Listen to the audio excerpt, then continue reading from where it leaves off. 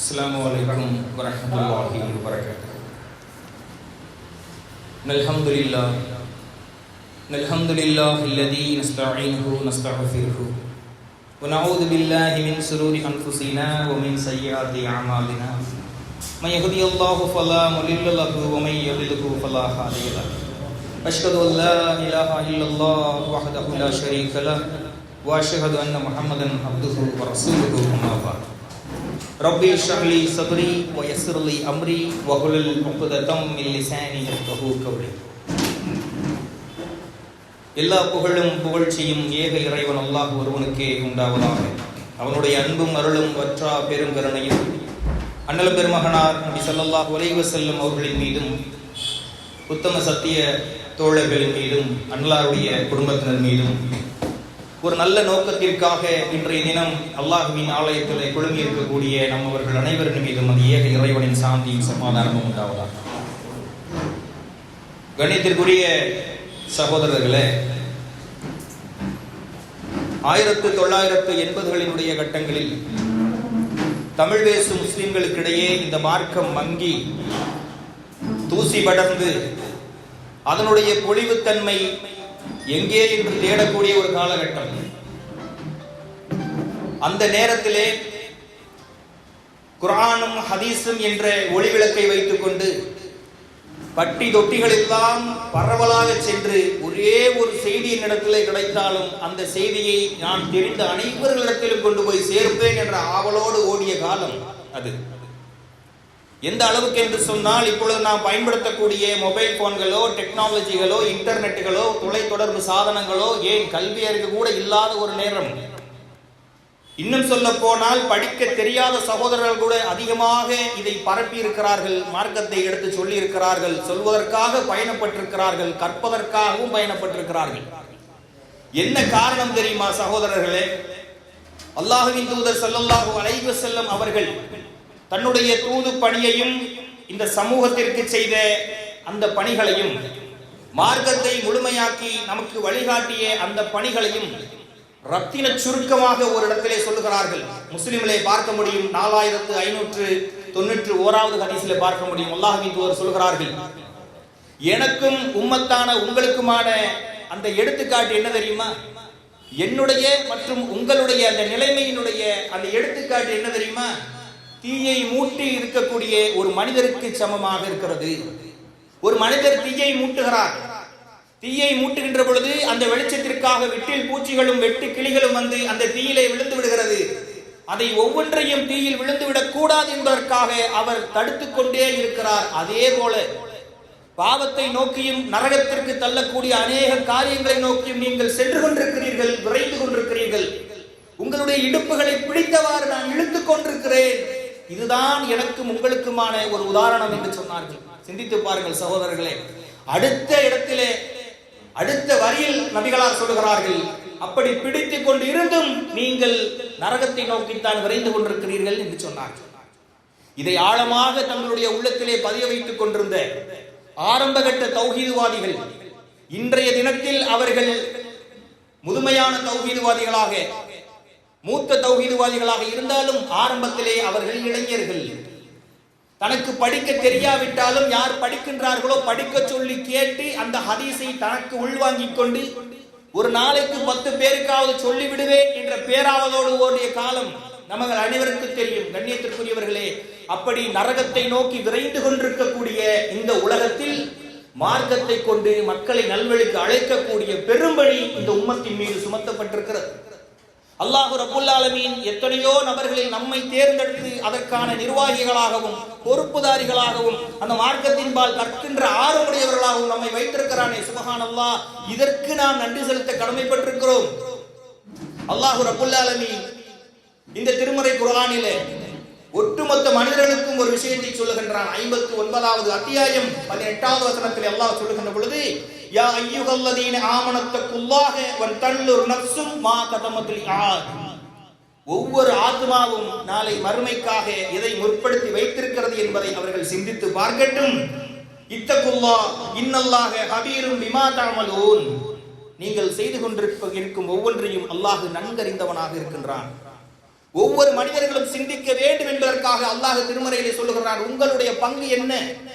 நீங்கள் இந்த உலகத்தை விட்டு மரணிப்பதற்கு முன்பாக இந்த மார்க்கத்திற்காகவும் உங்களுடைய மறுமை வாழ்க்கைக்காகவும் நீங்கள் செய்து வைத்துக் கொண்ட சேகரிப்பு என்ன?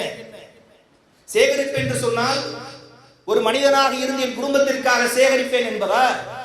உங்களுடைய ஒரு முஸ்லிமுடைய சேகரிப்பு என்பது இரண்டு உலகத்திலும் அவனுக்கு பயனளிக்க வேண்டும், மரணித்து விட்ட பிறகும் அவனுக்கு பயனளிக்கக்கூடியதாக இருக்க வேண்டும். அப்படியானால் ஒரு ஒட்டுமொத்த சமூகமும் ஒன்றாக சுவனத்தின் பாதையில் நடைபோடுவதற்கு அடிப்படை தேவை என்ன தெரியுமா?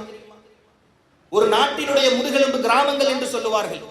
அதுபோல ஒரு சமுதாயத்தினுடைய முன்னேற்றத்தினுடைய முதுகெலும்பு இளைஞர்கள். அந்த இளைஞர்களை பற்றி பொறுத்தவரை அவர்களை அடித்தளமாக கொண்டு ஒரு சமுதாயம் எப்படி எந்த வழியில் கட்டமைக்கப்படுகிறதோ அந்த சமுதாயம் எப்படிப்பட்ட இலக்குகளை வேண்டுமானாலும் அடைவதற்கு ஆற்றல் மிகுந்த சமுதாயமாக இருக்கும் இன்ஷா அல்லாஹ். குறிப்பாக நேர்வழியும் வழிகாட்டுதலும் எல்லா விதமான தூய்மையான வாழ்க்கை நெறியும் கொடுக்கப்பட்ட நமக்கு நம்முடைய இளைஞர்களை வழிகாட்டக்கூடிய கடமையும் பொறுப்பும் நமக்கு இருக்கிறது. இளைஞர்களை பற்றி பேசுகின்ற பொழுது நம் இப்ராஹிம் அலைஹிஸ்ஸலாத்து வஸ்ஸலாம் அவர்களை பற்றி பேசாமல் சென்றுவிட முடியுமா என்ன? அவர்களுடைய இளமை காலத்தை அல்லாஹ் மிக விரைவாக அழகாக சிலாகித்து பூரித்து சொல்லுகிறான். அவர் எப்படிப்பட்ட இளைஞராக இருந்தார் தெரியுமா? வாத பிரதிவாதங்களிலே சிறந்தவராக இருந்தார். எதற்காக? சத்தியத்தை நிலைநாட்டுவதற்காக. குடும்பத்தினர் அசத்தியத்தில் இருந்த போதும் சத்தியத்தை எடுத்துச் சொல்வதிலே முனைப்பு காட்டக்கூடியவர்களாக இருந்தார். எவ்வளவு பெரிய எதிர்ப்புகள் வந்தாலும் ஊரையே எதிர்த்து நிற்கக்கூடிய அளவுக்கு ஒரு துணிவும் துணிச்சலும் எந்த நேரத்தில் இருந்தது என்று சொன்னால், தள்ளாத வயதில் அவர் அதை செய்துவிடவில்லை சகோதரர்களே. எந்த இளமை ரத்தத்திலே சூடு முறுக்கேறி இருக்கும் என்று சொல்லுவார்களோ அந்த ரத்தத்தின் சூட்டோடு அதை செய்து காட்டினார்கள். அப்படி என்றால் நம்முடைய இளைஞர்களிடத்திலும் அந்த சூட்டை பாய்ச்ச வேண்டியது நிர்வாகிகளாகவும் தௌஹீதுவாதிகளாகவும் ஏகத்துவ பிரச்சாரத்தில் நம்மையும் நம் குடும்பத்தையும் இணைத்திருக்கக்கூடிய நம்முடைய ஒவ்வொருவரின் மீதும் கடமையாக இருக்கிறது. இன்றைக்கு இந்த ஹியூமன் ரிசோர்ஸ் டெவலப்மெண்ட் இந்தியா மட்டுமல்ல, உலக நாடுகளுடைய எல்லா நாடுகளும் ஹியூமன் ரிசோர்ஸ் தான் முதல் ரிசோர்ஸாக எடுத்துக்கொண்டிருக்கிறது. காரணம் என்ன? எல்லா வளத்தை கொண்டும் ஒரு நாட்டினுடைய பொருளாதாரம் கணிக்கப்பட்டு அவர்கள் வல்லரசு என்கிற பெயரை வரைக்கும் அவர்கள் வாங்கலாம். ஆனால் ஹியூமன் ரிசோர்ஸ்ல தோத்துட்டாங்கன்னு வைங்க, அவர்களால் எதுவும் செய்ய முடியாது. அதனால்தான் எல்லா நாடுகளும் இளைஞர்களை மையமாக வைத்து தங்களுடைய ப்ராஜெக்டுகளை முன்னெடுப்பார்கள். ஒவ்வொரு அரசியல் கட்சிகளும் ஒவ்வொரு அமைப்புகளும் யாரை டார்கெட்டாக வைத்துக் கொள்வார்கள் என்று சொன்னால் அந்த கொள்கையை பரப்புவதற்கும் அதை எட்டு திக்கும் கொண்டு போய் சேர்ப்பதற்கும் இளமையான அந்த ரத்தங்களை பயன்படுத்துவார்கள். குறிப்பாக கட்சிக்காரர்களை எடுத்துக் கொள்ளுங்கள். அவர்கள் வீசுகின்ற வலைகள் எல்லாம் இந்த இளைஞர்களுக்காகத்தான் இருக்கின்றது சகோதரர்களே.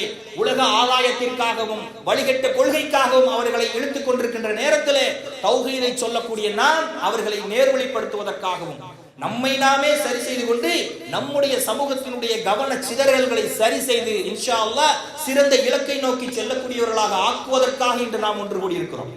இன்றைக்கு சீனாவில் முந்தா நாள் வந்த ஒரு செய்தி, சைனாவில் எந்த அளவுக்கு அவர்களுடைய ரிசோர்ஸை பயன்படுத்தி இருக்கிறார்கள் என்று சொன்னால், தேனீக்களுடைய மூளையில் வைக்கக்கூடிய அளவுக்கு ஒரு சிப்பை தயார் செய்து அந்த தேனீக்களை ஒரு நாட்டிற்குள்ளே விட்டு உளவு பார்க்கக்கூடிய அளவுக்கு அவர்கள் முன்னேறி இருக்கிறார்கள். நம்முடைய நாட்டில் இளைஞர்கள் எப்படி பயன்படுத்தப்படுகிறார்கள்?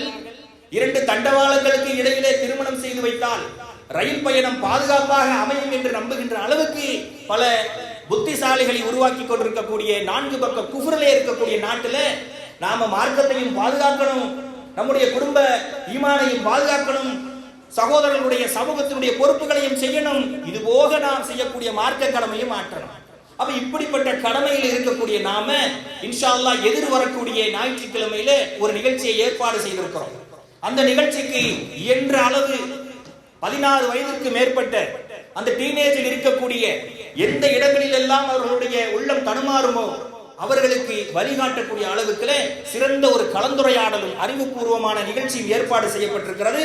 அந்த இடத்திற்கு மக்களை அழைத்து வருவதற்கு நம்முடைய பங்குகளை அதிகமாக செய்ய வேண்டும். இன்றைக்கு யூத கலாச்சாரங்களில் முஸ்லிம் இளைஞர்கள் அதிகமாக புகுத்தப்பட்டிருக்கிறார்கள். ஒரு 75% நபர்கள் நீங்க பாத்தீங்கன்னு சொன்னா முஸ்லிம்களாக இருக்கிறார்களா என்று சந்தேகத்துக்குரியவராக இருக்கு. ஒரு 25% நபர்கள் படிக்கக்கூடியவர்களாக இருக்கிறார்கள், தொழக்கூடியவர்களாக இருக்கிறார்கள், இபாதத்திலே இருக்கிறார்கள், குர்ஆனோடு தொடர்புடையவர்களாகவும் மார்க்க அறிவுடைய மக்களோடு தொடர்புடையவர்களாகவும் இருக்கிறார்கள். தவறில்லை சகோதரர்களே. ஆனால் பெரும்பான்மை மக்களுடைய நிலை என்ன? இன்றைக்கு ஒவ்வொருவருக்கும் வழிகாட்டுவதற்கும் அவர்களை கையை பிடித்து அழைத்துக் கொண்டு செல்வதற்கும் ஒவ்வொரு சமூகத்திற்கும் ஒரு ஸ்ட்ரென்த் இருக்குது. முஸ்லிம்களுக்கு பொருளாதார ஸ்ட்ரென்த் இருக்கிறதா? கல்வியிலே அவர்கள் ஸ்ட்ரென்த் உடையவர்களாக இருக்கிறார்களா? இன்றைக்கு நமக்கு ஒரு பிரச்சனை என்றால் சட்டத்துறையிலே உடனடியாக ஸ்டே ஆர்டர் வாங்குவதற்காகவும் ரிட் ஃபைல் பண்ணுவதற்காகவும் நமக்கு லாவினுடைய லாபி இருக்கிறதா? எல்லா நிலைகளிலும் கோட்டை விட்ட ஒரு சமூகமாக இருக்கின்றன. கல்வி மட்டும்தான் என்னுடைய விடுதலைக்கு ஒரே வழி என்று போதித்துக் கொண்டிருக்கிறோமே, ஆனால் உலக கல்வியோடு சேர்த்து இறை அச்சமும் இருக்க வேண்டும் என்பதை இளைஞர்களுக்கு போதிக்கணும். இறை மறுப்பாளர்களும் படிக்கிறார்கள், இறைவனை ஏற்றுக்கொண்ட முஸ்லிம் இளைஞர்களும் படிக்கிறார்கள். ஆனால் கல்விக்கு என்ன வித்தியாசம்? இன்று அரைகுறையாக ஏதோ ஒரு இடத்திலே ஒரு முஸ்லிம் அரசு துறையில இருக்கிறார் என்று சொன்னால் அநியாயம் செய்யக்கூடியவர்களாகவும் லஞ்சம் வாங்கக்கூடியவர்களாகவும் இருக்கிறார்களே, இவர்களுக்கு என்ன வழி? யார்தான் இவர்களை ஒழுங்குபடுத்துவது? யார்தான் இவர்களுக்கு வழிகாட்டுவது? அல்லாஹ்வின் தூதர் ஸல்லல்லாஹு அலைஹி வஸல்லம் அவர்கள் சொல்கிறார்கள், முஸ்லிமிலே வரக்கூடிய செய்தி, ஒரு காலம் வரும். அந்த காலம் எப்படிப்பட்டது தெரியுமா? கோரைப்பாய் எப்படி அடுக்கடுக்காக பின்னப்படுகிறதோ அதுபோல பித்னாக்கள், சோதனைகள் உங்கள் மீது அடுக்கடுக்காக பின்னப்படும். யார் அந்த சோதனைக்கு ஆட்பட்டு விடுகிறாரோ அவருடைய உள்ளத்தில் ஒரு கரும்புள்ளி விழுந்துவிடும். யார் அந்த சோதனையில் ஆட்படாமல் தப்பித்துக் கொள்கிறாரோ, ஸ்ட்ராங்காக இருக்கிறாரோ, அவருடைய உள்ளத்திலே வெண்புள்ளி ஒன்று விழுந்துவிடும். அப்படி புள்ளிகளாக விழுந்து விழுந்து விழுந்து நாளடைவில் எப்படி இருக்கும் தெரியுமா? எந்த ஒரு சோதனை அந்த நபரை வந்து அடைந்தாலும் அவருடைய உள்ளத்தை அது பாதிக்காது. இப்படிப்பட்ட இளைஞர்களை உருவாக்க நம்ம கடமைப்பட்டிருக்கிறோம். கரும்புள்ளி விழுந்த உள்ளம் எப்படி இருக்கும் தெரியுமா? புள்ளிகள் விழுந்து விழுந்து விழுந்து ஒரு கட்டத்தில் அவர்கள் உள்ளமெல்லாம் கருநிறமாக, அதாவது நெகட்டிவான மனிதர்களாக அவர்கள் மாறி போயிருப்பார்கள். அல்லாஹ்வின் தூதர் சொல்கிறார்கள், அந்த உள்ளம் எப்படிப்பட்டது தெரியுமா? கவிழ்த்தி வைக்கப்பட்ட கூஜாவை போன்றது. ஏதாவது ஊத்தி வச்சாதானங்க அதுல பயன் இருக்கும். கவிழ்த்தி வைக்கப்பட்ட கூஜாவில் என்ன பயன் இருக்கும்? அது எந்த பயனும் இல்லை. அப்படிப்பட்ட ஒரு மனிதர்களாக நீங்கள் வாழ்ந்து விடாதீர்கள் என்று அல்லாஹ்வின் தூதர் ஸல்லல்லாஹு அலைஹி வஸல்லம் அவர்கள் நமக்கு எச்சரிக்கிறார்கள். அப்ப இந்த இளமை என்கிற இந்த நீரூற்றை வயலில் பாய்ச்சி அறுவடை செய்வதாக இருந்தாலும், சாக்கடையிலே பாய்ச்சி அதை துர்நாற்றம் எடுக்கக்கூடிய நீராக மாற்றுவதும் ஒரு சமூகத்தினுடைய கைகளில் தான் இருக்கிறது.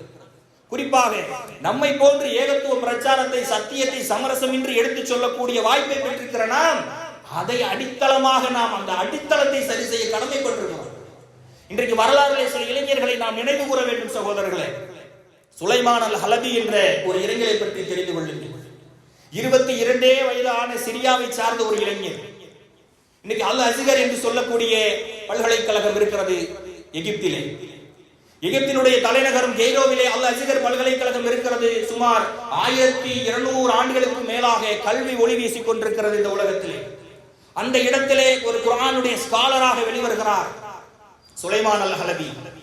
அந்த நேரத்திலே அரசியல் எப்படி இருக்கிறது என்று சொன்னால், நெப்போலியன் பார்லிமெண்ட் என்று வரலாறுகளிலே படிக்கிறோமே, குதிரையில் ஏறி வந்து உலகத்தையே கையகப்படுத்த விரும்பிய ஒரு அரசன் என்று நம்முடைய பாடங்களிலே பெருமையாக சொல்லிக் கொடுத்திருப்பார்கள். ஆனால் முஸ்லிம்களுடைய ஆட்சியை அகற்றுவதற்காக, முஸ்லிம் மன்னர்களை வஞ்சகமாக அவருடைய கடிதங்களிலே பொய் செய்தியை எழுதி எகிப்தை கைப்பற்றுவதற்காக வந்து கொண்டிருந்த காலம் அது. அவர்கள் சொன்ன காரணம் என்ன தெரியுமா? இன்றைக்கு நாம எப்பொழுது எப்படி இந்த அரசியல்வாதிகள் சொல்லி இந்த மூளைச்சலவை மக்களையும் இளைஞர்களும் செய்கிறார்களோ அதையே அந்த நெப்போலியன் பார்னபாட் செய்தான். கல்ச்சுரல் டெவலப்மெண்ட்டுக்காக உங்களுடைய பகுதியிலே நாங்கள் வருகிறோம் என்றார். உங்களுக்கு தேவையான அடிப்படைகளை நாங்கள் செய்து தருகிறோம் என்றார். அதனால் முஸ்லிம்களோடு இணக்கமாக இருப்போம் என்கிறார். 22 வயதான சுலைமான் அல் ஹலபி இந்த விஷயங்களிலே அல்லாஹ்வின் உதவியோடு தெளிவடைந்த ஒரு நபர். என்ன செய்கிறார்? அவரோடு படித்த மாணவர்களை எல்லாம் செய்து ஒரு புரட்சி படை எப்பொழுது உருவாகிறது. அன்று இருந்த அந்த பல்கலைக்கழகத்தினுடைய உலமாக்கள் இருக்கிறார்கள். அவர்களும் இதனுடைய சூழ்ச்சியை புரிந்து கொள்கிறார்கள். அந்த பிரெஞ்சு படை, நெப்போலியன் போனபார்ட்டினுடைய பிரெஞ்சு படை படையெடுத்து வருகின்ற பொழுது இவர்களை இதுக்கு மேல நம்ம ஐஸ் வைக்க முடியாது, நேரடியாக போர்க்களம் செய்து விடலாம் என்று சொல்லுகின்ற பொழுது சுலைமான் அல் ஹலபி தங்களுடைய புரட்சி படையோடு போர்க்களத்தை புகுகின்றார். சகோதரர்களே, எத்தனையோ முஸ்லிம்கள் கொலை செய்யப்பட்டார்கள். ஆனால் இந்த பிரெஞ்சு படையினருக்கு ஒரே ஒரு இளைஞனின் மேல் தான் அதீதமான கோபம். எந்த அளவுக்கு தெரியுமா? சுலைமான் அல் ஹலபி அவர்களை அந்த படையை திணறடித்த விதம் இருக்கிறதே, அந்த திணறடித்த விதத்தை தாங்க முடியாமல் சுலைமான் மட்டும் கையில் சிக்கினால் வரலாற்றில் ஒரு மோசமான பதிவாளராக பதிவு செய்வோம் என்று அவர்கள் முடிவெடுத்திருந்தார்கள்.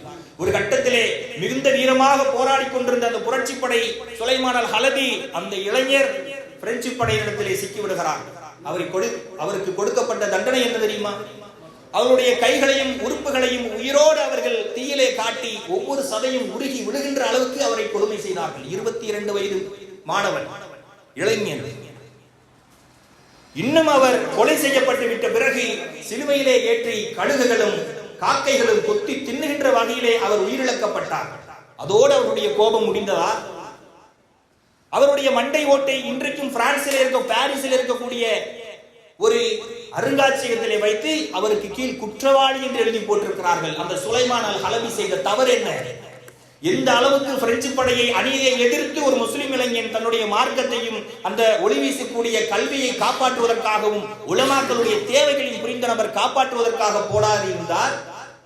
அந்த ஒரு நபரை சந்திப்பதற்காக ஒரு அரசே இந்த அளவுக்கு அவர்களுக்கு இப்படிப்பட்ட ஒரு தண்டனையை வழங்கி வரலாறிலே ஒரு குற்றவாளி என்று பதிவு செய்கின்ற அளவுக்கு ஒரு இளைஞன் சிதறடித்திருக்கின்றான் என்று சொன்னால் இளமையினுடைய ஆற்றல் சாதாரணம் இல்லைங்க. அதை ஒழுங்குபடுத்தினால் வாழ்க்கையிலே நல்லதையும் நிறையாக அனுபவிக்க முடியும், இந்த சமூகம் கெட்டதையும் அதிகமாக அனுபவிக்க முடியும். அந்த ஆற்றலை பயன்படுத்துகின்ற விதத்தை பொறுத்து. இன்றைக்கு முஸ்லிம்கள் என்றால் என்ன எண்ணம் வருகிறது சமூகத்தில்? மது பழக்கம் இருக்கும், காலேஜ் போவான் ஆனா படிக்க மாட்டான், காதல் என்று சுற்றுவான், சினிமா என்று சுற்றுவான் என்று சொல்லக்கூடிய அதுதான் முஸ்லிம்களுடைய குறிப்பாக இளைஞர்களுடைய அடையாளமாக இருக்கிறத பார்க்கிறோமா இல்லையா? ஆனால் உண்மையிலேயே அந்த பருவத்தை அல்லாஹ் அதற்குத்தான் படைத்தானா சகோதரர்களே? இளமையிலே செய்த தியாகங்களையும் இளமையினால் ஏற்பட்ட உலகத்தினுடைய புரட்சிகளையும் பார்க்கின்ற பொழுது நாம் இன்னும் அந்த இளமை பருவத்தை சரியாக பயன்படுத்தாமல் விட்டுவிட்டோமோ என்கிற அளவுக்கு வருத்தப்படக்கூடிய, கை சேதப்படக்கூடிய நிலைமையில இருக்கிறோம். நம்மை தவிர மற்றவர்கள் எல்லாம் முன்னேறிவிட்டார்களா இல்லையா? இதுதான் உண்மை, ஒற்றுக்கொள்ள வேண்டும் சகோதரர்களே. அப்படி என்றால் எல்லாரும் படிச்சு வாங்க படிச்சு வாங்க படிச்சு வாங்க சொல்றமே தவிர இறையச்சத்தோடு அவர்களை உருவாக்கினால் தான் வெற்றி என்ற இலக்கு நிச்சயம் என்பதை சொல்லிக் கொடுப்பது யார்? இன்ஷா அல்லாஹ் நாம தான் அதை செய்யணும். எல்லோரும் படிக்கிறார்கள், பணம் இருப்பவர்களும் படிக்கிறார்கள், பணம் இல்லாதவர்களும் படிக்கிறார்கள். இறையச்சத்தை படிப்பு என்பது உலகத்தோடு முடிந்துவிடும் சகோதரர்களே. இன்றைக்கு இளைஞர்களில் எல்லாரும் செல்போன் பயன்படுத்துகிறார்கள், பயன்படுத்தக்கூடிய நபர்கள் எல்லா விதமான ஆப்புகளையும் பயன்படுத்துகிறார்கள். தினந்தோறும் குர்ஆன் வாசிக்கக்கூடிய நபர்கள் எத்தனை பேர்? இந்த இளைஞர்களை இபாதத்தின் பக்கம் அழைத்துக் கொண்டு செல்ல வேண்டும். படினெல்லாம் இன்னைக்கு நீங்க சொல்ல தேவையில்லை, நம்ம சொல்லிக் கொண்டுதான் இருக்கிறோம். ஆனால் மற்றவர்கள் முன்னேறுகிறதை பார்க்கின்ற பொழுது மனிதன் தானாக கல்வியின்பால் ஆர்வம் கொள்கிறான். உலக கல்வியில உலக கல்வியை காரணம் காட்டி மதரசாவை நிறுத்தி விடுகிறார்கள், உலக கல்வியை காரணம் காட்டி மார்க்க கல்வியை நிறுத்தி விடுகிறார்கள். இந்த விஷயத்தை மாற்றணுமா இல்லையா? உலக கல்வி நீ டிகிரி முடிக்கின்ற காலம் வரைக்கும் உனக்கு உதவும், அதுக்கப்புறம் சம்பளம் வாங்குவதற்காக உதவும். ஆனால் நீ மரணிக்கின்ற வரை மார்க்கத்திலே நிலைத்திருக்க வேண்டும் என்றால் உன்னுடைய தொடர்பு இந்த நவீன காலத்தோடு சேர்ந்து உன்னுடைய மார்க்கத்தை நீ பெருக்கிக் கொள்ளக்கூடியவனாக இருக்க வேண்டும். அல்லாஹ்வின் தூதர் ஸல்லல்லாஹு அலைஹி வஸல்லம் 3 இளைஞர்களை பற்றி சொல்லுகிறார்கள். 3 நபர்கள் முன்னால் வாழ்ந்த ஒரு சமூகத்தை சார்ந்தவர்கள் சென்று கொண்டிருந்தார்கள். அவர்கள் குகையிலே மாட்டிக்கொண்டார்கள். அவர்களுடைய குகையுடைய வாயிலை ஒரு பாறை அடைத்து விடுகிறது. அதிலே அவர்கள் முடிவெடுக்கிறார்கள், அல்லாஹ்வுக்காக நாம் எந்த நன்மையை செய்தோமோ அந்த நன்மையை சொல்லி நாம் அல்லாஹ்விடத்திலே உதவி தேட வேண்டும் என்று முடிவு எடுக்கிறார்கள். கண்ணியத்திற்குரியவர்களே, ஒவ்வொருவரும் ஒவ்வொன்றாக சொல்லுகிறார்கள். அதில் ஒரு இளைஞன் சொன்னதை பாருங்கள். இறைவனிடத்திலே துஆ செய்கிறார். இறைவனே, என்னுடைய உறவினரான பெண் ஒருவர் இருக்கிறார், அந்த பெண்ணை அடைவதற்காக நான் ஆசைப்பட்டேன். ஒரு இடத்திலே அவளுக்கு அதிகமாக பொருளாதார தேவை, பஞ்சம் ஏற்படுகின்ற பொழுது என்னிடத்திலே வந்து அணுகுகிறாள். அந்த இடத்திலே உன்னை அனுபவிப்பதற்கு எனக்கு அனுமதி தர வேண்டும் என்ற டிமாண்டை வைத்தேன். 120 பொற்காசுகள் அவளுடைய பஞ்சத்தை நீக்குவதற்காக நான் கொடுத்தேன். அதற்காக உன்னை விலையாக தர வேண்டும் என்று கேட்டேன். ஒரு கட்டத்திலே அந்த பெண்ணை தவறான இச்சையுடன் நெருங்குகின்ற பொழுது அந்த பெண் சொன்னால், இறைவனை அஞ்சிக்கொள் என்று சொன்னால், உண்மையிலேயே யா அல்லாஹ் அப்படிப்பட்ட வாய்ப்பு கிடைத்தும் அந்த இடத்திலிருந்து என்னை நான் திருப்பிக் கொண்டேன். யா அல்லாஹ், இதை நான் உனக்காக செய்தேன் என்பது உண்மையாக இருந்தால் இந்த துன்பத்திலிருந்து எங்களை மீட்டு விடு யா அல்லாஹ் என்று அந்த இளைஞர் அல்லாஹ்விடத்தில் துஆ கேட்டார். சகோதரர்களே, இன்றைக்கு நாம ஒவ்வொருவரும் இளைஞருடைய உள்ளத்திலே தூண்டிவிடக்கூடிய தூண்டல் இதுவாகத்தான் இருக்கணும். கொஞ்சம் சிந்தித்து பாருங்க. நீங்கள் உங்களுடைய இளமை பருவத்திலே இப்படி கேட்டு இறைவனுடைய உதவியை பெறுவதற்கு தகுதியுடையவர்களாக இருக்கிறீர்களா? அல்லது நினைச்சு பார்த்தாலே பாவத்தின் குவியல்கள் எனக்கு இருக்கிறதே என்று இறைவனிடத்திலே கையேந்த வெட்கப்படக்கூடியவர்களாக இருக்கிறீர்களா? இளைஞனை இந்த இடத்துல அவனை லாக் பண்ணலன்னு சொன்னா பாவங்கள் பெருகிக் கொண்டே இருக்கும் சகோதரர்கள். அல்லாஹ்வினுடைய உதவியை பெறுவது என்பது அதுக்கு ஒரு தகுதியை நமக்கு நாமே வளர்த்துக் கொள்ளணும். ஒரு வழி தவறிய ஒருவன் அல்லாஹ்விடத்திலே பாவமின்றி விட்டு வந்து விடலாம். ஆனா உண்மையாக திருப்தி எதுவாக இருக்கும் தெரியுமா? யா அல்லாஹ், உனக்காகத்தான் இதை செய்தேன், உனக்காகத்தான் அதை செய்தேன் என்று அல்லாஹ்விடத்தில் முறையிட்டு நம்ம செஞ்சதை சொல்றோம் பாருங்க. உனக்காக கட்டுப்பட்டேன் யா அல்லாஹ். அந்த கட்டுப்பாடை இறை அச்சத்தையும் யார் கொண்டு வருவது? யார் அவர்களுக்கு போதிப்பது? நிர்வாகிகளாக இருக்கக்கூடிய நாம உயிருள்ள வரைக்கும் போதிக்கணும். அது நிர்வாகத்தில் இருந்தாலும் சரி இல்லாவிட்டாலும் சரி, எந்த மார்க்கத்தை கற்றுக்கொண்டோமோ அந்த மார்க்கத்தை அவர்களிடத்தில் போதிக்கக்கூடியவர்களாக இருக்கணும். கண்ணியத்திற்குரியவர்களே, சில நன்மைகளை அடைய முடியலன்னு வைங்களே, அதுக்கு நாம ஆசைப்படணும். ஆனா உண்மையிலே என்ன நினைக்கிறோம்? பொறுப்பு நம்ம மேல சுமத்தப்பட்டு விடுமோ, நம்மளை எதுவும் பெரும் பாரத்திற்கு கொண்டு வந்து விடுவார்களோ என்று நழுவக்கூடியவர்களாக இருக்கிறோமா இல்லையா? புகாரியில வரக்கூடிய செய்தி 2805வது செய்தியாக பார்க்க முடியும். அனஸ் இப்னு நல்லர் ரலியல்லாஹு அன்ஹு அவர்கள் பத்ருடைய போர்க்களத்திலே கலந்து கொள்ள வாய்ப்பை பெறவில்லை. ஒரு கட்டத்திலே அல்லாஹ்வின் தூதர் ஸல்லல்லாஹு அலைஹி வஸல்லம் அவர்களை வந்து சந்திக்கிறார்கள். யா ரசூலல்லாஹ், பத்ருடைய களத்திலே கலந்து கொள்வதற்கு எனக்கு வாய்ப்பு கிடைக்கவில்லை. அல்லாஹ் நாடினால் அப்படி ஒரு வாய்ப்பை எனக்கு தந்தால் என்னுடைய வீர தீர பராக்கிரமத்தை அல்லாஹ் பார்ப்பான் இந்த மார்க்கத்திற்காக என்று சொல்லி விடுகிறார்கள். தன்னுடைய ஆசையை வெளிப்படுத்தி விடுகிறார்கள். அடுத்த சில காலங்களிலே அதற்கு பகரமாக உஹது போர் நடக்கிறது. உஹது போரிலே அவர் முஸ்லிம்களுடைய படை கொஞ்சம் பின்வாங்குகின்ற பொழுது அவர் முன்னேறி செல்கிறார். எந்த அளவுக்கு என்று சொன்னால், எதிரிலே வந்த சஹாபி கேட்கிறார்கள், எங்கே செல்கிறீர்கள் அனஸ் பின் நலுர் அவர்களே? அவர் சொல்கிறார், அந்த உஹது மலையில் இருந்து எனக்கு சுவனத்தின் வாடை வருகிறது. யா அல்லாஹ், எங்கள் சகோதரர்கள் செய்ததற்கு நான் உன்னிடத்திலே மன்னிப்பு கேட்டுக் கொள்கிறேன் என்று சொல்லி எதிரிகளோடு நேருக்கு நேர் பொருதுகிறார். எதற்காக சகோதரர்களே? முதலிலே கிடைத்த நன்மையின் வாய்ப்பை, பதிலுடைய வாய்ப்பை விட்டுவிட்டேன். இப்பொழுது கிடைத்த உஹதுடைய வாய்ப்பை நான் விடுவதாக இல்லை. வெற்றி அல்லது வீர மரணம், களம் என்பதை அல்லாஹ் எனக்கு தந்து விட்டான், நான் அதை பயன்படுத்துவேன் என்று முழு மூச்சாக அவர்கள் உள்ளே இறங்கி போராடி ஷஹீதானார்கள் என்பதை பார்க்கிறோம். ஷஹீத் என்றால் அவருடைய ஆசை எந்த அளவுக்கு அல்லாஹ் அதை உண்மையாக்கினான் தெரியுமா? உடம்பிலே 80க்கு மேற்பட்ட காயங்கள், ஈட்டிகளால் குத்தப்பட்டு, வாளால் வெட்டப்பட்டு, குதிரை குழம்புகளால் சிதைக்கப்பட்டு அடையாளம் தெரியாமல் கிடந்தார் அனஸ் இப்னு நலுர் என்பதை வரலாறுகளை பார்க்கிறோமே. எதற்காக இதுவெல்லாம் சொல்லுங்கள்? எனக்கு உடம்பிலே வலுவிருக்கின்ற வரை மார்க்கத்திற்கு ஏதாவது செய்துவிட்டு தான் மரணிக்க வேண்டும். அதற்கு தகுதியான பருவம் எது சொல்லுங்க? இளமை பருவம் தான். என்ன செய்தாலும் உடனடியாக அவனால் சிந்தனையை செயல்பாட்டுக்கு கொண்டு வரக்கூடிய ஒரு பருவம் இளமை பருவம். இன்னைக்கு சோசியல் மீடியாவிலே மூழ்கி கிடக்கக்கூடிய மக்களை நாம பார்க்கிறோம். பேசிக்கொண்டிருக்கக்கூடிய நானாக இருந்தாலும், அமர்ந்திருக்கக்கூடிய நீங்களாக இருந்தாலும் சோசியல் மீடியாவிலே தொடர்புடையவராக இருக்கிறோம். ஆனால் அதிக நேரத்தை சோசியல் மீடியாவிலே செலவு செய்யக்கூடியவர்களாக இருக்கிறோம். குறிப்பாக இளைஞர்கள் என்றவுடன் ஆண்களை மட்டும் நினைத்துக் கொண்டிருக்கிறோம். பெண் பிள்ளைகளும் அந்த வயதில் இருக்கக்கூடியவர்கள் இளைஞர்கள் தான். வரலாற்றிலே அவர்களுடைய தியாகங்களை, பெண்களுடைய தியாகங்களை எடுத்து பார்க்கின்ற பொழுது உண்மையிலேயே நாம் இஸ்லாத்தின் பக்கம் தான் இருக்கிறோமா, அந்த சிந்தனையில் தான் வாழ்ந்து கொண்டிருக்கிறோமா என்கிற அளவுக்கு நம்மை மலைப்பின் உச்சிக்கே அவர்கள் சென்று கொண்டு விடுகிறார்கள். சகோதரர்களே, இன்றைக்கு இருக்கக்கூடிய டீனேஜ் பிள்ளைகளுக்கு, ஆண்களாக இருக்கட்டும் பெண்களாக இருக்கட்டும், காலேஜ் போகணும், நிறைய போட்டோ எடுக்கணும், அப்லோடு பண்ணணும், நிறைய லைக்ஸ் கமெண்ட் வாங்கணும்.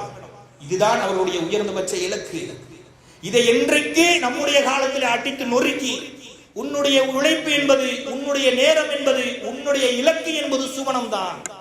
எப்பொழுது அல்லாஹ்வை அவனுடைய அழகிய திருமுகத்தை பார்க்கின்ற அளவுக்கு நாம் சொல்லுகின்றோமோ, சுவர்க்கம் அடைந்தவர்களை கூட அல்லாஹ் உங்களுக்கு இன்னும் ஏதாவது தேவைப்படுகிறதா என்று கேட்கிறானே. எதற்காக சகோதரர்களே?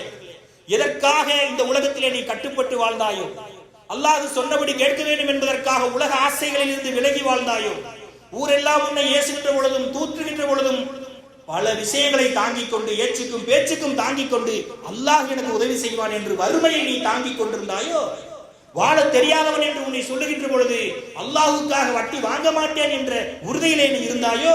உனக்கு நான் சுவனத்தை தருகிறேன், சுவனத்தை விட மேலான என்னை பார்க்கக்கூடிய வாய்ப்பை தருகிறேன் என்று தனக்கும் அடியானுக்கும் இடையிலான திரையை அல்லாஹ் விளக்குகிறாரே. அப்பொழுது அல்லாஹ்வை பார்த்து சஜதா செய்யக்கூடிய கூட்டத்தில் நானும் என்னுடைய குடும்பமும் இருக்க வேண்டும் என்ற இலக்கை இளைஞர்களுடைய மனதிலே விதைப்பதற்கு இன்ஷா அல்லாஹ் நாம கடமைப்பட்டிருக்கிறோம்.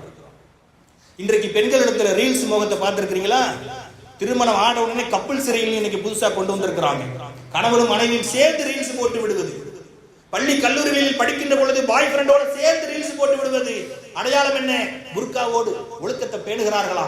கண்ணியத்திற்குரியவர்களே, கல்லூரிகளிலே இவர்கள் படிக்கக்கூடிய படிப்பு நீங்கள் அறிவுக்காக படியுங்கள், வேலைக்காக படியுங்கள். ஆனால் மார்க்கத்தை இழந்துவிட்ட ஒரு படிப்பை நீங்கள் படித்தீர்கள் என்று சொன்னால் உலகத்தில் முதலாவது நஷ்டவாளிகள் நீங்கள் என்பதை புரிய வைக்கக்கூடிய கடமையில இன்ஷா அல்லாஹ் நாம் இருக்கிறோம். உங்களுடைய ஆடைகளை நீங்கள் ஒழுங்கு செய்து கொள்ளுங்கள், கண்களை தாழ்த்திக் கொள்ளுங்கள், விபச்சாரத்தினுடைய பக்கம் நெருங்காதீர்கள் என்று சொன்னால் இன்றைய சோசியல் மீடியாவின் மூலமாக இளைய தலைமுறை முழுவதுமாக விபச்சாரத்தின் கதவை திறந்து வைத்து விட்டிருக்கிறார்கள். என்ன காரணம்? இறையச்சம் இல்லை. எது மார்க்கம், எது உலகம், நம்ம எவ்வளவு எந்த ஒரு பாதையிலே பயணித்துக் கொண்டிருக்கிறோம் என்பது அவர்களுக்கு தெரியவில்லை. அல்லாஹ்வின் தூதர் சொன்னார்கள், புகாரியிலே வரக்கூடிய செய்தி, ஹலாலும் ஹராமும் தெளிவாக்கப்பட்டு விட்டது. அதில் சந்தேகத்துக்கு இடமானவையும் இருக்கின்றது. யார் சந்தேகத்துக்கு இடமானவற்றில் இருந்து விலகிக் கொள்கிறாரோ அவர் தன்னுடைய மார்க்கத்தையும் மானத்தையும் பாதுகாத்துக் கொண்டவராவார் என்று அழகான டெபினிஷன். உலகத்தில் பல சட்ட புத்தகங்கள் மாற்றப்பட்டிருக்கிறது. அல்லாஹ்வின் தூதர் சொன்ன ஒவ்வொரு டெபினிஷனையும் மாற்ற வேண்டியதில்லை. அழகான முறையிலே நாம் புரிந்து கொள்ள முடியும் சகோதரர்களே. அதே நேரத்தில் இன்றைக்கு சர்வேயில பார்க்க முடியும், கல்லூரியிலே படிக்கக்கூடிய இளைஞர்கள், இளம் பெண்கள் 70% பேர் பான் சைட்ல டெய்லி இருக்கிறாங்கன்னு ஒரு சர்வே. யூஜி படிக்கக்கூடிய பெண்கள் 42% பான் சைட்ல இருக்கிறாங்க என்ற சர்வே. ஒவ்வொருவரையும் வைத்துக் கொண்டு அதை செய்கிறார்களா? இறைவனுக்கு பயந்தால் மட்டும்தான் அந்த வேலைகளை கைவிட முடியும் சகோதரர்களே. இதை யார் உளவியல் ரீதியாக அவர்களுக்கு எடுத்துச் சொல்வது? இதை இவர்களுக்கான சரியான ஒழுக்க களத்தை யார் அமைத்து தருவது? அல்லாஹ் ரப்பல் ஆலமீன் எப்படி இந்த நல்ல சொர்க்கத்தை வைத்திருக்கிறான் தெரியுமா? அல்லாஹ்வின் தூதர் சொல்கிறார்கள், வஹுப்பத்தில் ஜன்னத்து பில் பஹாரிஸ், சொர்க்கம் என்பது சிரமங்களால் சூழப்பட்டது. வஹுப்பத்தின் நாரு பி ஷஹவாத்தி, நரகம் என்பது மனோ இச்சைகளால் சூழப்பட்டது என்கிறார்கள். உனக்கு வெட்கமில்லை என்று சொன்னால் நீ நினைத்தபடி வாழ்ந்துங்க. உலகம் என்பது உனக்குத்தான். ஆனால் ஒரு முஸ்லிமுக்கு உலகம் என்பது பரீட்சை களம், டெஸ்ட் அவர்ஸ். அவருக்கு அவர் அந்த டெஸ்ட் முடிகிற வரைக்கும் ஆன்சர் சரியா எழுதினாலும் தவறா எழுதினாலும் ஒரு டீச்சர் கேள்வி கேட்க போறதில்லை. அல்லாஹ் இங்க எதையும் சொல்ல மாட்டான். ஆனால் சரியாக விடையை எழுத வேண்டியது ஒரு முஸ்லிமுடைய கடமை. உண்மையிலேயே இன்னும் சிறந்த முஸ்லிமாக இருந்தால் நான் சரியான விடையை எழுதுகிறேன், மார்க்கத்தின் பக்கம் நீயும் சரியான விடையை எழுது என்று அருகில் இருப்பவரையும் அழைத்து செல்லக்கூடியவராக இருக்க வேண்டும். அப்படிப்பட்ட இளைஞர்களை யார் உருவாக்குவது? அல்லாஹ் நமக்கு இந்த வாய்ப்பை தந்திருக்கிறான். பேசிக் கொண்டிருக்கின்ற இந்த நேரத்திலே ஆன்லைனிலே தியேட்டருக்கு டிக்கெட் செய்து கொண்டிருக்கிற இளைஞர்கள் ஏராளம். நாளைக்கு காலையில் ரீல்ஸ் விடணும் என்று சொல்லி ரீல்ஸ் பதிவு செய்து கொண்டிருக்கிற பாட்டு கூத்துகளிலே இருக்கக்கூடிய இளம் பெண்கள் ஏராளம். அல்லாஹ் நம்மை அல்லாஹ்வை நினைவு கூறக்கூடிய சபையிலே வைத்திருக்கிறானே, இது போன்ற ஒரு பெருங்கூட்டத்தை இளைஞர்களை உருவாக்க வேண்டியது நம்முடைய கடமை இல்லையா? அப்படி என்றால் வரக்கூடிய இந்த ஞாயிற்றுக்கிழமை வருகின்ற அந்த நிகழ்ச்சிக்கு அதிகமாக இளைஞர்களை நீங்கள் டார்கெட் செய்து அவர்களை சுவனத்தின் பாதைக்கு அழைத்து வாருங்கள். இன்ஷா அல்லாஹ் நீங்களும் நானும் ஒன்றாக சுவனம் செல்ல வேண்டும் என்பதை நீங்கள் சொல்லிக் கொடுங்கள். அதற்கான வாய்ப்பை அல்லாஹ் நமக்கு தருகிறான் என்று சொன்னால் நன்மையிலே அதிகம் முந்திக் கொள்ளக்கூடியவர்களாக இருக்க வேண்டும் சகோதரர்களே.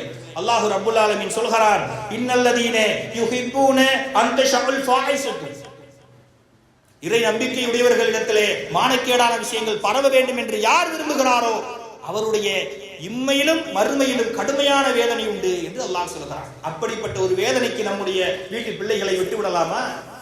கொஞ்சம் யோசிச்சு பாருங்க. இவர்களை குறை சொல்வது நம்முடைய நோக்கம் அல்ல. இந்த குறையிலிருந்து உங்களுக்கான விடை என்ன, உங்களுடைய ரெமெடி என்ன, அவர்களுடைய ரோல் மாடலை காட்ட வேண்டியது நம்முடைய கடமையாக இருக்கிறது. பிள்ளைகளை குறை சொன்னா போதுமா? பிள்ளைகளை வளர்க்க தெரியவில்லை என்று பெற்றோர்களை குறை சொன்னால் போதுமா? ஆன்சர் எங்கப்பான்னு கேட்பாங்க. கண்ணியத்திற்குரியவர்களே, நம்ம இடத்துல உள்ள ஆன்சர் என்ன தெரியுமா? குர்ஆனும் ஹதீஸும் எந்த வழியை காட்டுகிறதோ, யாரெல்லாம் அதை பின்பற்றி வரலாற்றிலே வெற்றியாளர்கள் என்று பதிவு செய்யப்பட்டிருக்கிறார்களோ அவர்களை போல நீ வாழு. உனக்கு என்ன ரோல் மாடலா கிடையாது? நேற்று கட்சி ஆரம்பிச்சா அவனை தலைவன் என்கிறான். அல்ஹம்துலில்லாஹ். அப்ப இளைஞர்களுக்கு நாம கொடுக்க வேண்டிய பதில் என்பதும் அவர்களுடைய வாழ்க்கையிலிருந்து அவர்களை இலக்கை நோக்கி திருப்புவதாக இருந்தால் செய்ய வேண்டியது அவர்களுக்கு உண்மையிலேயே ரோல் மாடல் யார் என்பதை காட்டக்கூடிய கடமை நமக்கு இருக்கிறது. ஏனென்றால் திக்கற்றவர்களாக, இறையச்சமற்றவர்களாக, இலக்கு அற்றவர்களாக, இறையச்சத்தை மறந்துவிட்ட சமூகமாக இளைஞர்கள் சென்று கொண்டிருக்கிறார்களா என்ற கேள்வியை வைத்தால் ஆம் என்றுதான் சொல்ல வேண்டும், அல்லாஹ் பாதுகாத்தவர்களை தவிர. அப்படி என்றால் அவர்களுடைய ரோல் மாடல் யார்? கூத்தாடிகளை ரோல் மாடல் என்கிறார்கள். நேற்றிருந்து இன்றைக்கு அரசியல் தலைவர்களானால் அவர்களே ரோல் மாடல் என்கிறார்கள். இன்னும் சில அரசியல் முஸ்லிம் கட்சிகள் என்று சொல்லிக் கொண்டிருக்கக்கூடியவர்கள் அவர்களை உங்கள் வழியிலே இருந்து உயர்விடுவோம் என்று சொல்கிறார்கள். நீங்கள் மார்க்கத்தை பற்றி நினைத்து பார்ப்பதில்லையா? ஒரு மேடையிலே ஒரு அறிஞர் ஒரு அரசியல் தலைவர் பேசினால் அவர்களை பின்பற்றக்கூடிய தொண்டர்கள் அதை அப்படியே வழிமொழிகிறார்களே. அப்படி என்றால் அவர்களுக்கு வழிகாட்ட வேண்டியது அவருடைய கடமையா இல்லையா? அப்ப இந்த நேரத்தில் அவர்களுக்கு ரோல் மாடலை உருவாக்கி நாம் காட்ட வேண்டும். வரலாறுகளில் இருந்து இறை அச்சத்தோடு வாழ்ந்து நன்மைகளை சேகரித்து மரணித்தவர்களை நாம் எடுத்து கூற கடமைப்பட்டிருக்கிறோம். அபூ ஹுரைரா ரலியல்லாஹு அன்ஹு நாம் மிகவும் அதிகமாக கேள்விப்பட்டவை.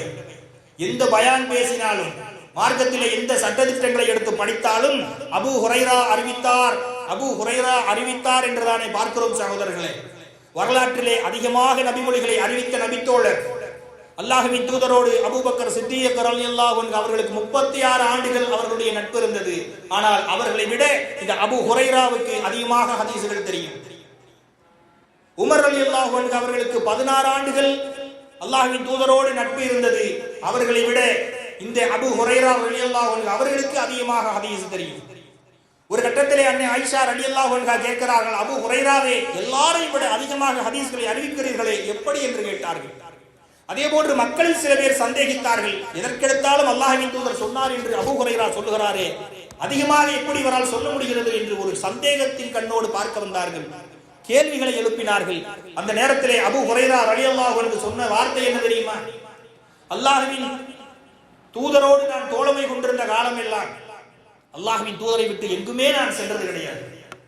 மற்ற சகோதரர்கள் எல்லாம் தங்களுடைய வாழ்வாதாரத்திற்காக அந்த நேரத்திலே சென்று விடுவார்கள், மற்ற நேரம் வந்து மார்க்கத்தை கேட்பார்கள். நானோ பசியும் பட்டினியுமாக இருந்தாலும் அல்லாஹ்வின் நிழலிலிருந்து நான் பிரிந்ததே கிடையாது. எனவே அவர்களுக்கு தெரியாத ஹதீஸ்கள் எல்லாம் எனக்கு தெரிந்தது, வேறு ஒன்றும் இல்லை என்று சொன்னார்கள். இந்த இவ்வளவு கல்வியிலே கல்விமானாக வாழ்ந்த அபூ ஹுரைரா எப்படிப்பட்டவர் தெரியுமா? பார்ப்பதற்கு ஆஜானுபாகவாக இருக்க மாட்டார், ஒல்லியான தேகம்தான். அவர் ஒரு எளிமையானவர் தான், மிக வறுமையில் வாழ்ந்தவர் தான். ஆனால் இலக்கு என்னவாக இருந்தது தெரியுமா? மார்க்கத்தை கற்றுக்கொள்ள வேண்டும் என்பதாக இருந்தது. அந்த ஆர்வம் கல்வி, அந்த கல்வியாளருக்கு அல்லாஹ் கொடுத்த பரிசு என்ன தெரியுமா சகோதரர்களே? உலகம் அழிகின்ற நாள் வரை அமல் செய்யக்கூடிய எல்லா சகோதரர்களும் எந்த அடிப்படையிலே அமல் செய்கிறோம்? சஹீஹான ஹதீஸ்களின் அடிப்படையில் தான் அமல் செய்கிறோம். அதில் பெரும்பான்மையான ஹதீஸ்களை அறிவித்த அபூ ஹுரைரா ரலியல்லாஹு அன்ஹு அவர்களுக்கு அதில் ஒரு பங்கு இருக்கிறதா இல்லையா? உலகத்திலே 4 பேர் இருந்தால் அதில் ஒருவர் முஸ்லிம், 200 கோடி பேருக்கு மேல் முஸ்லிம்கள் இருக்கிறார்கள் என்று சொன்னால் அதில் இபாதத்து செய்யக்கூடிய ஒவ்வொருவருடைய இபாதத்தில் இருந்தும் கல்வியாளர் அபூ ஹுரைரா அவர்களுக்கு பங்கு செல்கிறதா இல்லையா? மார்க்கத்திலே ஒருவர் பயணித்தால் இப்படிப்பட்ட நன்மைகளை அள்ள வேண்டும் சகோதரர்களே. அவருடைய நன்மைகளை கணக்கிட்டு பார்த்து விட முடியுமா சொல்லுங்க? எப்படிப்பட்ட நன்மைகளை அல்லாஹ் பெருக்குகிறான். காரணம், அபூ ஹுரைரா என்ற இளைஞர் அவருடைய இளமை காலத்தை அப்படி செலவழித்திருந்தார். மேலும் அல்லாஹ் ரப்புல் ஆலமீன் சொல்லக்கூடியதை பார்க்கின்ற பொழுது, நாளை மறுமையில அர்ஷினுடைய நிழல் பெறக்கூடிய 7 சாராரில தன்னுடைய வணக்க வழிபாட்டிலே இளமையை கழித்த ஒரு இளைஞன் என்று சொன்னார்களா இல்லையா? என்னுடைய நிலை என்னாகுமோ என்று சொல்லிக் கொண்டிருக்கின்ற பொழுது அந்த இளைஞனுக்கு மட்டும் அல்லாஹ் ரப்புல் ஆலமீன் உன்மேல் என் கருணையை பொழிகிறேன், என் அரசினுடைய நிழலை தருகிறேன் என்று சொன்னால் என்ன காரணம்? உள்ளம் தடுமாறுகின்ற வயதில் நீ தடுமாறாமல் இபாதத்தில் இருந்த, குர்ஆனை ஓதினாய், தொழுகையை கடைபிடித்தாய், மார்க்க சட்டங்களை இயன்ற அளவுக்கு கற்றுக்கொண்டாய், கற்றுக்கொண்டதை பிறருக்கும் நீ எடுத்துரைத்தாய், நீயும் நேர்வழியில் நடந்தாய், நேர்வழியில் செல்ல பிறருக்கு நீ உதவினாய். எனவே இந்த இளமையை சரியாக பயன்படுத்தியதன் காரணமாக நீ இந்த நேரத்திலே என்னுடைய கருணையை பெற்றுக்கொள் என்று அவர்கள் சொல்கிறார்கள் என்று சொன்னால், வஸாபுன் நஸஅ ஃபி இபாதத்தி ரப்பி, தன்னுடைய இளமையை வணக்க வழிபாட்டிலே கழித்துவிட்ட ஒரு இளைஞன் என்று நபி ஸல்லல்லாஹு அலைஹி வஸல்லம் அவர்கள் சொன்னார்கள். அப்படி என்றால் அவர்களுக்கு இபாதத்தின் பக்கம் ஆர்வமூட்ட வேண்டியதும், மார்க்கத்திலேயே நிலைத்திருக்கக்கூடிய விஷயங்களை சொல்லிக் கொடுக்க வேண்டியதும் நம்முடைய கடமையாக இருக்கிறது. அன்பிற்குரிய சகோதரர்களே, இன்றைக்கு இளைஞர்களுடைய நிலைமை என்ன தெரியுமா? அவருடைய இலக்கு எதுவென்று நீங்கள் கேட்டு பாருங்கள். காஸ்ட்லியான பைக், ஒரு ஆப்பிள் போன் அல்லது காஸ்ட்லியான போன், அது மட்டும் இல்லாமல் எல்லோரும் வெறுக்கக்கூடிய தோற்றத்திலே ஒரு ஹேர் கட்டு, ஒரு ட்ரெஸ்ஸிங், இதுதான் என்னுடைய இலக்கு என்று சொல்லக்கூடியவர்களாக இருக்கிறார்களே, இவர்களை மடமாற்றம் செய்வது நம்முடைய வேலையா இல்லையா? வரலாற்றிலே சில இளைஞர்களை கவனத்தில் கொள்ள வேண்டும். இதை சொல்லிவிட்டு என்னுடைய உரையை நிறைவு செய்கிறேன் இன்ஷா அல்லாஹ். அஃப்ராவின் புதல்வர்கள் யார் தெரியுமா? யாராவது அஃப்ராவின் புதல்வர்கள், அஃப்ராவின் புதல்வர்கள் தெரிந்தவர்கள் இருக்கிறீர்களா? கணியத்திற்குரியவர்களே, சில இளைஞர்களை மறுபடியும் நினைவு கூர்ந்து இளைய சமுதாயத்திற்கு கொண்டு செல்ல வேண்டிய கடமை நமக்கு இருக்கிறது. முஆத் முஅவ்வித் என்று சொல்லக்கூடிய 2 சிறுவர்கள், இளைஞர்கள், பத்ர் போரிலே சஹாபியிடத்திலே நின்று கேட்கிறார்கள், அபூஜஹல் இந்த கூட்டத்திலே யார் என்று கேட்கின்ற பொழுது அவர் சொல்கிறார், 2 சிறுவர்களாக இருக்கிறார்கள். இவர்கள் அபூஜஹலை கேட்கிறார்கள், என்னப்பா செய்ய போற? கேட்டபொழுது சொன்னார்கள், அல்லாஹ்வின் தூதருக்கு எதிராக அவன் நடந்து கொண்டிருக்கிறானாம், அல்லாஹ்வின் தூதரை வசைபாடி கொண்டிருக்கிறானா, அவனை நான் கொல்லப் போகிறேன் என்றார்கள். அந்த சிறுவர்களுடைய உயர்ந்த இலக்கு அது. கண்ணியத்திற்குரியவர்களை, அப்படிப்பட்ட மார்க்கத்திற்காக எதையும் செய்யக்கூடிய, அதற்கு ஆசைப்படக்கூடிய மாணவர்களை, இளைஞர்களை, நம் வீட்டு பிள்ளைகளை உருவாக்கி வைத்திருக்கிறோமா? என்னுடைய 9 பெண் பிள்ளைகளையும் நீ பார்த்துக்கொள் ஜாபிரே என்று ஜாபிருக்கு தன்னுடைய தந்தை வசியத்து செய்து கொண்டு விட்ட செய்தி நாம் அறிந்திருப்போம். இன்றைக்கு நம்முடைய பிள்ளைகிட்ட போய் கேட்டு பாருங்க, மகனே நான் மௌத்தான பிறகு எனக்கு ஜனாசா தொழுக வச்சிருவியாடா? இல்லத்தா, இனிமேல் தான் அதெல்லாம் மனப்பாடம் பண்ணணும்னு சொல்லுவாங்க. அதுதான் நம்முடைய நிலைமை. குழந்தைகளை, ஒரு ஆற்றை நீங்கள் சரி பண்ணுவதாக இருந்தால் ஆத்துல சரி பண்ணக்கூடாது, ஊத்துல சரி பண்ணணும். ஊற்று கிளம்பி வருகின்ற பொழுதே அந்த நீர் சரியானதா என்று பார்க்கணும், தவறானது கலந்து விடாமல் இருக்கணும். ஆத்துல ஓடிக்கொண்டிருக்கின்ற பொழுது நீரை சரி பண்ண முடியாது சகோதரர்களே. துரும்பு விழுகின்ற பொழுது நீங்கள் சுதாரிக்கவில்லை என்றால் நாளை தூண் விழுகின்ற பொழுது ஒன்றுமே செய்ய முடியாது. இன்றைக்கு சமூகத்தினுடைய அரசியல், பொருளாதார, கல்வி, மார்க்கத்தினுடைய நிலை நமக்கு அப்படி இருக்கு. நரகத்தின் விளிம்பில் செல்லக்கூடிய சமூகத்தை நேர்வழிக்கு காட்டினோம். அல்லாஹ் அருளை நம் மீது பொழிந்தான் இல்லையா? நாம் கிடைத்த அந்த மார்க்கத்தினுடைய சுவையை பிறருக்கு சொல்லிக் கொடுக்க வேண்டுமா இல்லையா? அந்த நோக்கத்திற்காக தான் இப்பொழுது நாம கூடியிருக்கிறோம். எனவே அன்பிற்குரியவர்களே, நாம் நம்முடைய வாய்ப்புகளை தவற விட்டுவிடக் கூடாது. இதில் நாம கவனமாக இருந்து கொள்ள வேண்டும். அதே நேரத்தில் இந்த சத்திய கொள்கையில பயணிக்கக்கூடிய நாம எப்பொழுதும் மறந்துவிடக் கூடாது என்பதற்காக அல்லாஹ் நம் அனைவருக்கும் ஒரு எடுத்துக்காட்ட சொல்றான். நமக்கே சொன்ன மாதிரி இருக்கும். இதை நீங்க மனசுல வச்சோன்னு வைங்களேன், எப்பொழுதெல்லாம் இந்த தௌஹீது பயணத்துல தளர்ச்சி இருக்கிறோமோ அப்பொழுதெல்லாம் உள்ளம் நமக்கு புத்துணர்வூடாக எடுக்கப்படும். அல்லாஹ் சொல்றான், நமக்காக உதாரணத்தை சொல்கிறான். இந்த தௌஹீதிலே பயணிக்கக்கூடியவர்கள், ஆண்களாக இருக்கட்டும், பெண்களாக இருக்கட்டும், இளைஞர்களாக இருக்கட்டும், யாராக இருக்கட்டும், அவர்களுக்கு உதாரணம் என்ன தெரியுமா? ஒரு நல்ல மரம் என்று அல்லாஹ் சொல்கிறான். அலம் தர கைஃப லரபல்லாஹு மஸலன் கலிமத்த தையிபா. ஏகத்துவ கொள்கை என்பது ஒரு நல்ல மரத்துக்கு சமமானது. அது எப்படி இருக்கும் தெரியுமா? அஸ்லுஹா சாபிதுன், அதன் வேர்கள் ஆழ பதிந்திருக்கும். வஃபஹுவா பிஸ்ஸமாஇ, அதன் கிளைகள் வானுயர்ந்து பறந்து விரிந்திருக்கும் என்று அல்லாஹ் சொல்கிறான். சொல்லிவிட்டு அடுத்த வரையிலே சொல்கிறான், அல்லாஹ்வின் நாட்டப்படி எல்லா காலங்களிலும் அது கனிகளை கொடுத்து பயனளித்துக் கொண்டிருக்கும் என்று சொல்கிறான். யாருக்கான உதாரணம்? ஏகத்துவ கொள்கைக்கான உதாரணம். ஏகத்துவ கொள்கையை யாரெல்லாம் சங்கமித்து அந்த நீரோட்டத்திலே பயணித்துக் கொண்டிருக்கிறார்களோ அவர்களுக்கான உதாரணம். அல்லாஹ் ஸ்பெசிபிகேஷனாக செய்து சொல்லுகிறான். ஒரு மாம்பழம் என்னங்க செய்யும்? அந்த சீசன்ல தான் கிடைக்கும். ஒரு பலாப்பழம் எப்பங்க கிடைக்கும்? அந்த சீசன்ல தான் கிடைக்கும். தௌஹீது கொள்கை என்ற அந்த மரம் எப்படி தெரியுமா? எல்லா சீசனையும் பயனளிக்கக்கூடிய மரம். அந்த மரத்தின் ஒரு கனிகளாக நாம் இருந்து கொண்டிருக்கிறோம் இன்ஷா அல்லாஹ். எப்படி? சமூகத்தினுடைய அனைத்து தேவைகளுக்காக முதலில் குரல் கொடுக்கக்கூடிய வாய்ப்பையும் அந்த தைரியத்தையும் தெம்பையும் திராணியும் அல்லாஹ் நமக்கு கொடுத்திருக்கிறானே. எதற்காக? இன்று நான் வெயிலிலே நின்று சிரமப்பட்டாலும் கூட நாளை இறைவனுடைய நிழல் எனக்கு கிடைக்கும் என்ற ஆசைதான். இந்த ஆசையை இளைஞர்களிடத்தில் ஊட்ட வேணாமா?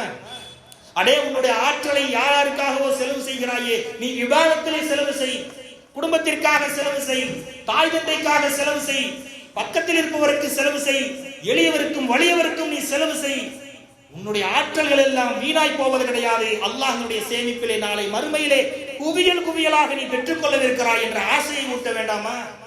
அந்த ஆசையை ஊட்டுவதற்காக தான் சகோதரர்களே அல்லாஹ் ரப்புல் ஆலமீன் சொல்கிறான், நீங்கள் கனி தரக்கூடிய எல்லா சீசனிலும் பலன் தரக்கூடிய சிறந்த பயனுள்ள மரமாக இருக்கிறீர்கள் என்று.